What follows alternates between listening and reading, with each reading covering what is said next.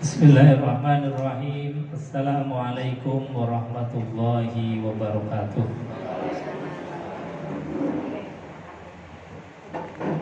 Bismillah, innal hamdalillah nahmaduhu wa nasta'inuhu wa nastaghfiruh.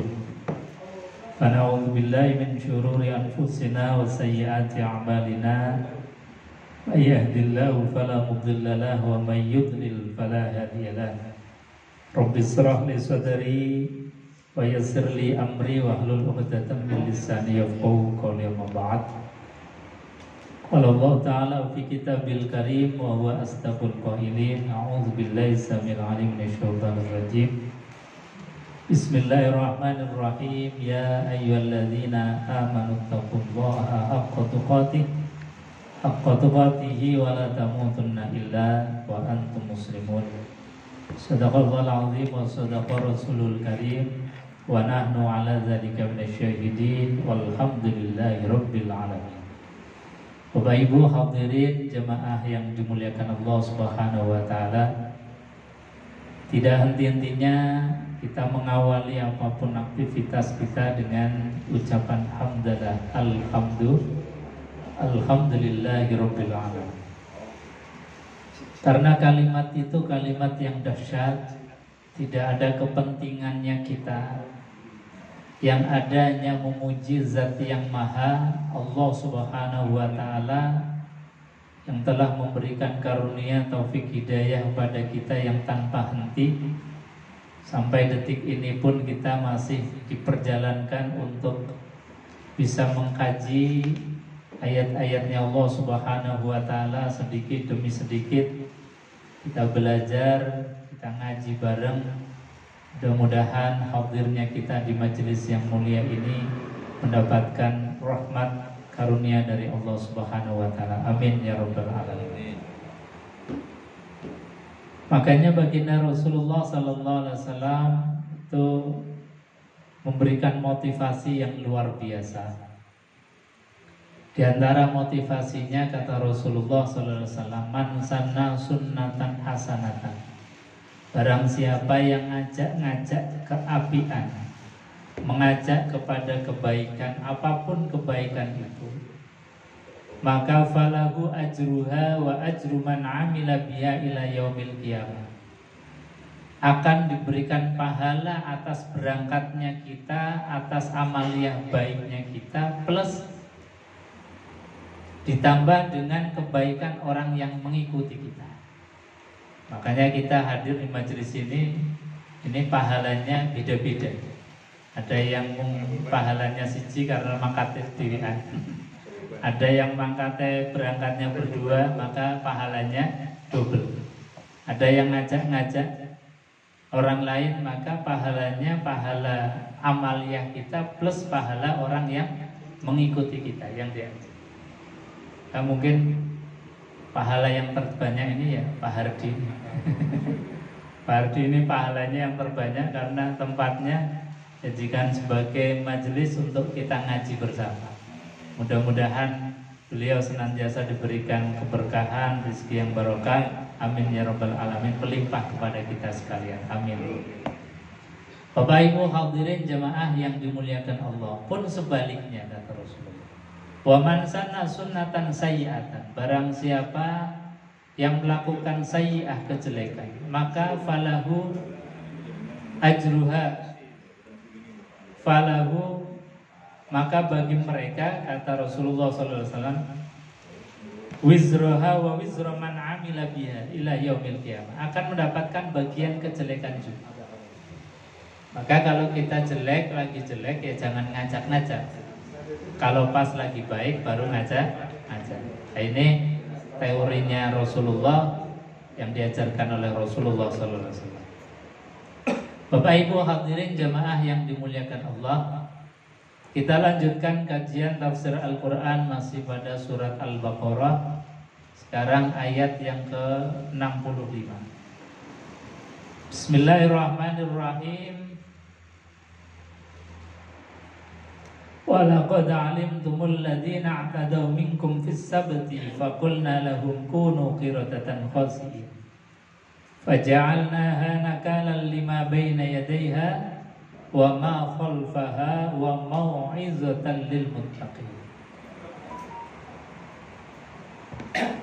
Kata Allah Subhanahu wa taala, ini menceritakan satu kisah-kisah terdahulu diangkat untuk menjadi ibrah pelajaran.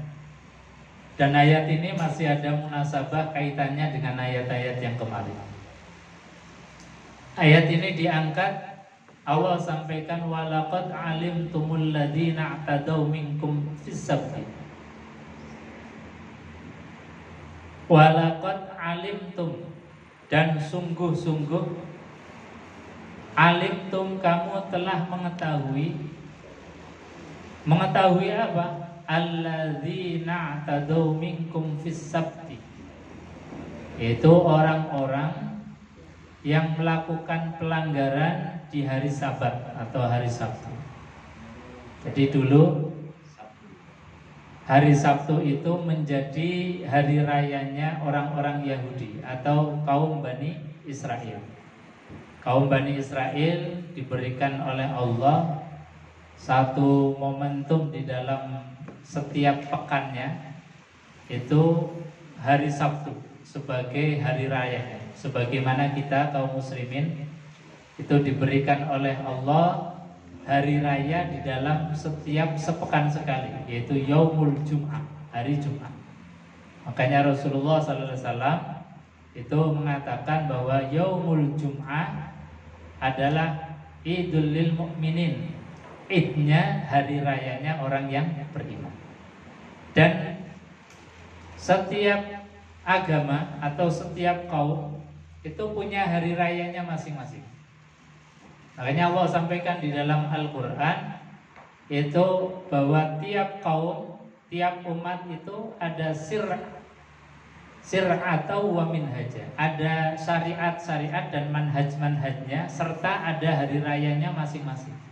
Misalnya orang Nasrani hari rayanya hari Ahad, hari Minggu. Orang Islam hari rayanya hari Jumat. Orang Yahudi kaum Bani Israel itu diberikan oleh Allah sejak dulu itu hari Sabtu sebagai hari raya. Nah, ini dikisahkan orang Bani Israel diberikan Sabtu sebagai hari rayanya supaya mereka betul-betul di hari itu beribadah takarrub kepada Allah Subhanahu wa taala. Sampai-sampai ketika mereka itu mencari penghasilan atau bekerja, termasuk yang diceritakan di sini, mereka di hari Sabtu itu tidak boleh mancing, tidak boleh jala, walhasil saat itu tidak boleh bekerja. Dimohonkan untuk ibadah kepada Allah Subhanahu wa taala. Nah, ketika kaum Bani Israel itu diminta oleh Allah di hari Sabtu tidak boleh untuk mencari ma'isyah atau penghidupan, tidak boleh bekerja apapun bentuknya, termasuk mencari ikan, menjala dan lain sebagainya. Ternyata mereka tidak taat kepada Allah. Faqulna lahum kunu qiradatan khasi'in. Mereka tetap membangkang dengan kelicikan, dan ya sebetulnya mereka juga tidak terlalu salah betul. Mereka kan hanya dilarang untuk tidak mancing, tidak menjala, tidak mengambil ikan. Nah, pinternya mereka itu apa? Sungai atau di pinggiran laut, tepian laut itu kemudian mereka bendung. Jadi di hari sebelum Sabtu itu mereka bendung dulu, bikin bendungan sehingga apa? Ikan-ikan yang kemudian sudah kadung masuk ke dalam perangkat mereka, meskipun hari Sabtu tidak bisa mereka ambil, di hari yang lain bisa diambil. Nah, ini model kelicikan mereka itu sampai punya pikiran, saya nggak bisa ambil ikan di hari Sabtu, tapi saya bikin cara supaya di hari lain ikan itu bisa tertangkap. Itu pun Allah Subhanahu wa ta'ala tidak berkenan Allah Subhanahu wa ta'ala murka terhadap apa yang Allah sudah tentukan.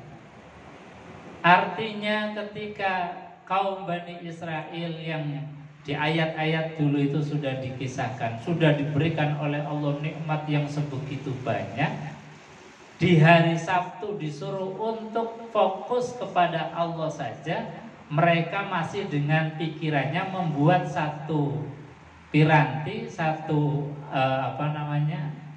alat untuk menangkap ikan. Padahal ya tadi secara redaksi ayatnya, redaksi perintahnya atau larangannya itu ya tidak terlalu melanggar larangan Allah Subhanahu wa ta'ala. Nah, kita bandingkan ya. Allah saja dengan kaum Bani Israel yang sebegitu marahnya, bahkan sampai Allah mengutuk mereka, faqulna lahum kunu qiradatan khasiin. Faqulna, dan kami katakan lahum kepada mereka, kunu qiradatan, jadilah mereka itu kera, khasiin. Jadi mereka menjadi kera yang hina. Ini dinas oleh Allah Subhanahu wa ta'ala atas ketidakpatuhan dan ketidaktaatan terhadap perintah Allah Subhanahu wa ta'ala. Nah, sekarang ayat ini coba untuk mengevaluasi, menilai atas perintah Allah terhadap kita. Kita akan diberikan oleh Allah hari raya apa tadi? Hari Jumat. Hari Jumat itu sudah dikasih, betul-betul Allah kasih kemuliaan, keistimewaan. Dari mulai masuknya hari Jumat, malam Jumat, paginya Jumat, sampai hari Jumat ketika khotib sedang berada di mimbar, sampai dengan akhir dari hari Jumat itu sendiri, itu semua kemuliaan dari Allah Subhanahu wa ta'ala. Bahkan Allah sampaikan, mengingatkan, memerintahkan kepada kita, ya ayyuhalladzina amanu idza nudiya lis-shalah min yaumil jum'ah fas'au ila dzikrillah wa zarul bai' dzalikum khairul lakum in kuntum ta'lamun. Nah, ini perbandingannya. Jadi tadi kalau kaum Bani Israel diberikan perintah oleh Allah, jangan cari maisha penghidupan di hari Sabtu. Mereka bangkang, dinas oleh Allah, kunu qiradatan khasiin. Nah, sekarang kita dinas oleh Allah, ya ayyuhalladzina amanu, wahai orang-orang yang beriman. Idza nudiya lis-shalah, ketika telah dikumandangkan azan untuk melaksanakan sholat, miyaumil jum'ah, pada hari Jumat. Perintahnya Allah sangat tegas, fas'au, bersegera. Nah, kira-kira faktanya segera apa? Masih nunda-nunda. Kita kadang-kadang melihat, ya Allah, khotib kadang sudah berada di atas mimbar saja, baru membo-membo datang. Ya, ini masih lumayan.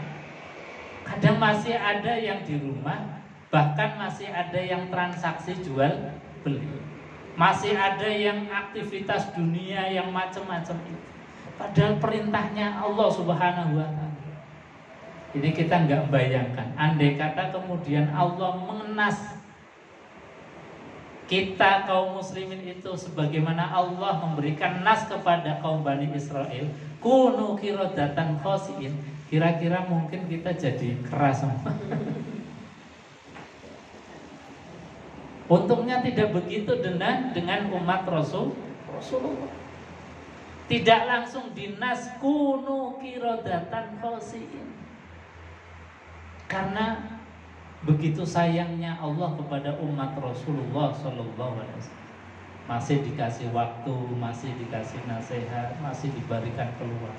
Bahkan tidak dinas menjadi kunu qiradatan khasiin. Padahal sudah jelas Allah perintahkan fas'au, bersegeralah.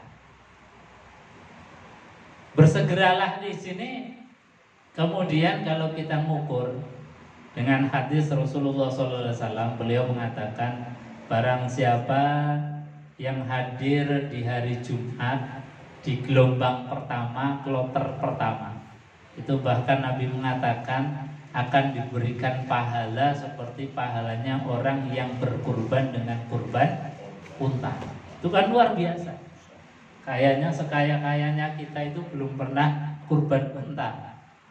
Tapi Nabi memberikan iming-iming motivasi orang yang berangkat pertama ketika hari Jumat untuk melaksanakan sholat Jumat, itu diberikan reward hadiah seperti orang yang menyembelih unta. Tapi juga nggak ada yang balapan. Gelombang pertama itu apa? Kata Al-Imam Al-Ghazali, yang dimaksud dengan kloter awal gelombang pertama sholat Jumat itu adalah orang yang dari subuh itu sudah siap-siap berangkat untuk ke masjid melaksanakan sholat Jumat. Karena memang dulu itu sahabat Rasulullah rumahnya kan jauh-jauh. Kalau mau Jumatan bareng Rasulullah tentu butuh waktu, perjalanan yang memakan waktu. Tapi itu yang ditulis di dalam kitab Ihya, bahwasanya yang dimaksud dengan orang yang berangkat di awal itu orang yang persiapannya itu sejak subuh itu sudah berangkat. Betul-betul artinya mempersiapkan diri, menyiapkan. Nah, kalau misalnya kayak Pak Dwi di Al-Huda itu ada bersih-bersih masjid hari Jumat, nah, itu barangkali kloter awal. Jadi mempersiapkan jamaah atau tamunya Allah supaya beribadah dengan nyaman, itu ya bagian dari orang yang berangkat sholat Jumat. Berangkat sholat Jumat itu ya termasuk tadi. Wong sahabat itu ya berangkat kadang-kadang cuma nunggu, cuma menyediakan air untuk persiapan jamaah yang untuk wudu dan lain sebagainya. Artinya apa? Mempersiapkan segala sesuatunya untuk tamu-tamunya Allah, untuk taqarrub ilallah, untuk mendekatkan diri kepada Allah. Itu dikasih reward yang luar biasa, seperti orang yang berkurban dengan kurban unta.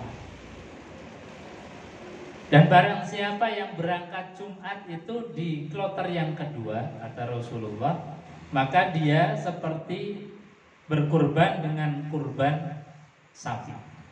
Artinya lebih rendah derajatnya.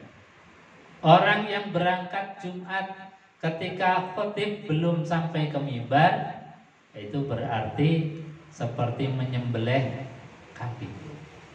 Nah, kebanyakan kita itu berada di antara kloter yang kedua, kloter yang ketiga, tapi masih lumayan. Tapi kalau orang sudah datang hari Jumat untuk melaksanakan sholat Jumat, khatib sudah berada di atas mimbar, ini sholatnya sah tapi keutamaannya hilang. Jadi sudah tidak dianggap lagi mendapatkan fadilah keutamaan. Bahkan tidak termasuk orang yang dipanggil oleh Allah, ya ayyuhalladzina amanu idza nudiya lis-shalah mi yaumil jum'ah fas'au ila dzikrillah, bersegera. Jadi orang yang datang tapi khatibnya sudah berada di atas mimbar, tidak ada rasa cepetan atau rasa bergegas untuk mendatangi panggilan Allah. Padahal perintahnya fas'au ila zikrillah. Bahkan Allah tegaskan lagi, wazarul bai', tinggalkanlah jual beli. Dan yang dilarang adalah jual beli di waktu prosesi sholat Jumat, yang sehingga di dalam fikih disebutkan kalau ada orang mukallaf laki-laki yang bertransaksi di waktu itu, apakah menjual atau membeli, maka transaksinya menjadi haram. Karena apa? Karena ada perintah lain yang dilanggar, yaitu perintah fas'au ila zikrillah wa zarul bai'. Bersegeralah untuk mendatangi perintah Allah. Bahkan sesuatu yang menguntungkan bagi kita, jual beli perniagaan, itu pun disuruh untuk ditinggalkan. ini yang menjadi perhatian kita belajar dari kaum Bani Israel tadi.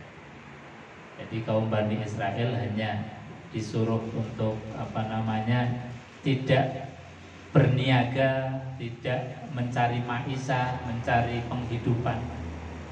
Mereka mengegohkan sedikit dengan caranya saja, Allah nggak berkenan. Artinya ya seperti seolah-olah meskipun dia tidak mengambil ikan di hari Sabtu, tapi karena perangkapnya yang mereka buat pada hari sebelumnya, itu dianggap berarti dia seperti bermaisha atau mencari penghidupan di hari Sabtu. Itu saja Allah nggak berkenan. Apalagi yang jelas-jelas Allah sampaikan, ya ayyuhalladzina amanu idza nudiya lis-sholati yaumil jum'ah fas'au ila dzikrillah wa dzarul bai'. Wong itu pun yang Allah larang hanya ketika khotib sudah berada di atas mimbar sampai dengan sholat selesai, tidak satu hari full. Itu kok sampai masih dilanggar, ya kebangetan maknanya. Kalau waktu itu saja yang sedikit kemudian diabaikan, dilanggar, ini betul-betul kalau Allah membahasakan sangat-sangat marah, murka kepada kita sebetulnya. Tapi karena kita ini umat Rasulullah Muhammad SAW masih dikasih sayang, dikasih waktu, bahkan tidak dinas seperti nas kepada kaum Bani Israil, kuno kirodatan khosir. Padahal waktunya cuma sebentar, paling ya kira-kira setengah jam aja. Antara khutbah selesai sampai dengan sholat itu ya rata-rata paling setengah jam. Kok sampai setengah jam itu kemudian ditinggalkan? Ini sangat murka sekali. Wong setelah sholat juga Allah perintahkan, fa iza qudiyatis sholatu fantashiru fil ardh. Setelah dilakukan sholat selesai, silakan fantashiru fil ardh, mencari maisha kemanapun, fantashiru fil ardh, wabtaghu min fadlillah, cari karunia dari Allah Subhanahu wa ta'ala. Gak ada masalah. Habis sholat selesai langsung ke pasar lagi, langsung ke kantor lagi, langsung ke pekerjaan lagi, gak ada masalah kata Allah. Tapi ketika sudah dipanggil, Allah rindu kepada kita, mbok yo kata Allah, datang, wong cuma sebentar. Ini kalau perimbangannya. Maka kalau kita belajar dari ayat ini sebetulnya dalam. Jadi sentilan Allah kepada kita, Allah angkat cerita kaum Bani Israil ini satu hal yang luar biasa. Termasuk juga menjelaskan tentang begitu sayangnya Allah terhadap umat Rasulullah SAW. Begitu sayangnya Allah terhadap kita.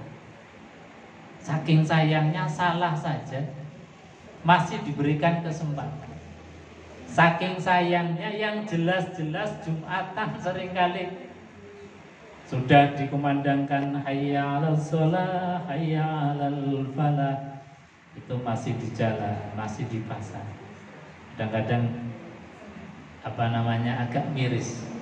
Ini negeri yang 80% lebih mayoritas muslim, tapi Jumatan masih segitu-segitu aja.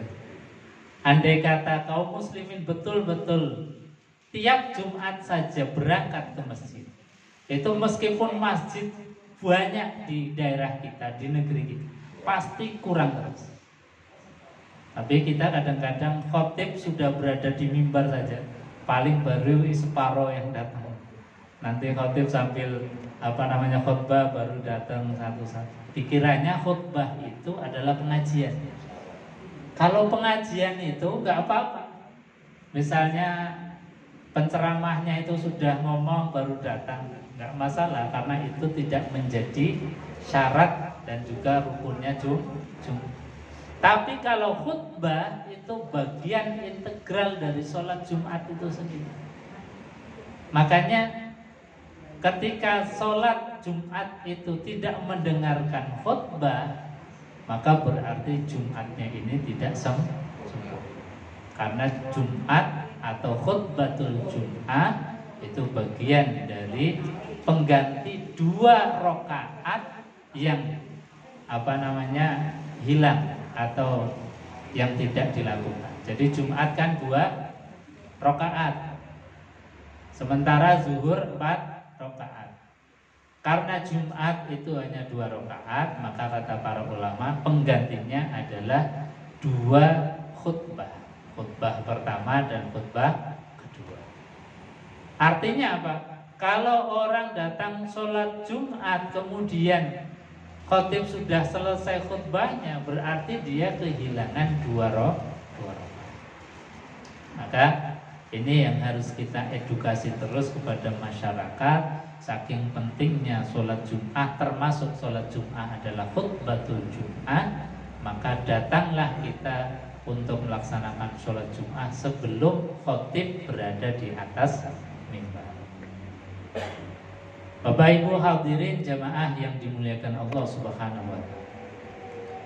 Kalimat sabdo atau nas dari Allah, kunu qiradatan khasiin, apakah betul-betul menjadi kera kaum Bani Israel yang ketika membangkang perintah Allah? Nah, di sini ada beberapa pendapat para ulama. Ada yang meyakini dengan lafadznya ayat bahwa memang betul mereka itu dinas menjadi kera. Tapi kemudian khawatirnya ketika dunia modern semacam ini dengan penelitiannya yang luar biasa, kemudian diteliti apakah betul pernah terjadi manusia itu kemudian dinas menjadi kera secara betulan sebagaimana lafziyah daripada Quran. Ini menjadi persoalan.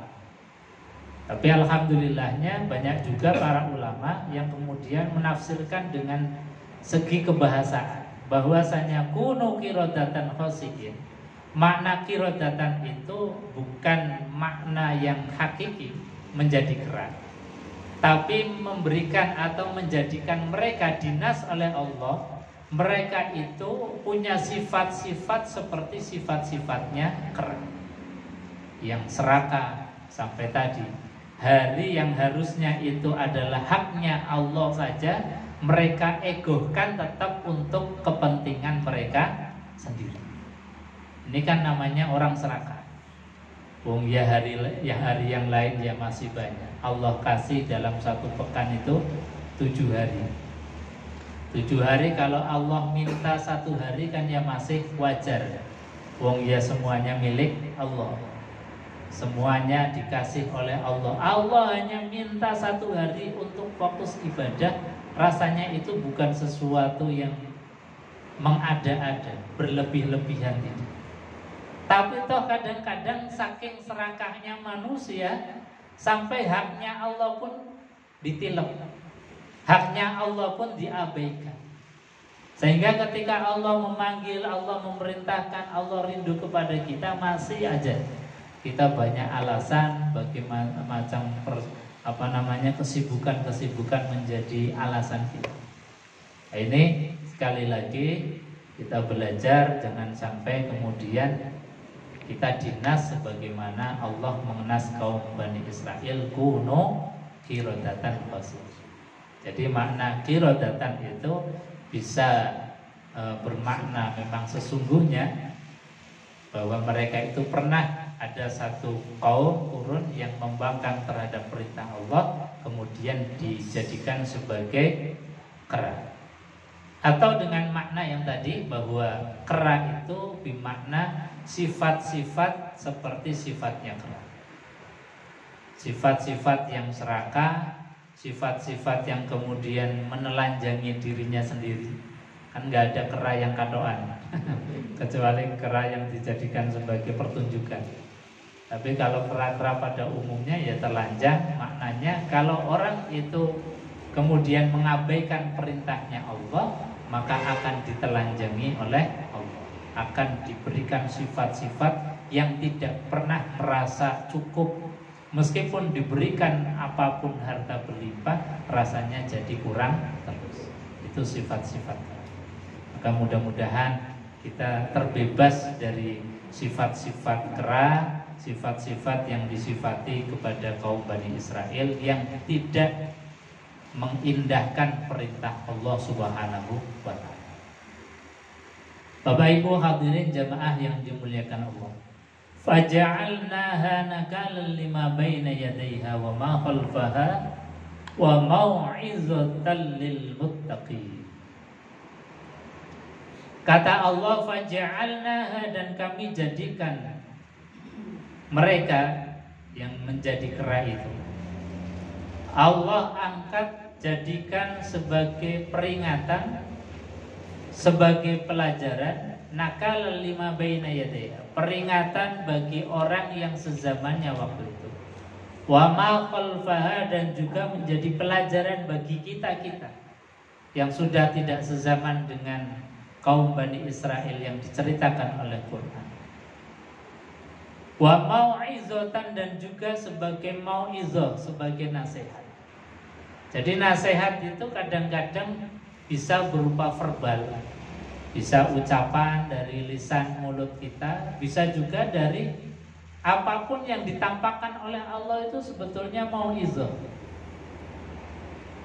Jadi perilaku-perilaku manusia dari zaman dulu Nabiullah Adam alaihissalatu wassalam sampai dengan perilaku zaman kita ini, itu semuanya mau'izah, semuanya nasihat. Maknanya jangan sampai kita dikasih nasihat kemudian terjerumus kepada hal yang sama sebagaimana yang dilakukan oleh kaum Bani Israel. Itu nasihat. Jadi nasihat itu tidak selamanya harus berupa verbal, nasihat yang melalui lisan. Kadang nasihat yang seperti Rasulullah SAW sampaikan bahwa afdhalun nasihah al-maut, nasihat terbaik itu justru kematian. Jadi kalau ada orang meninggal dunia, itu sebetulnya bagi kita yang masih hidup itu seperti nasihat. Ya Allah, ternyata sehebat-hebatnya orang ya ujungnya innalillah wa inna ilaihi raji'un.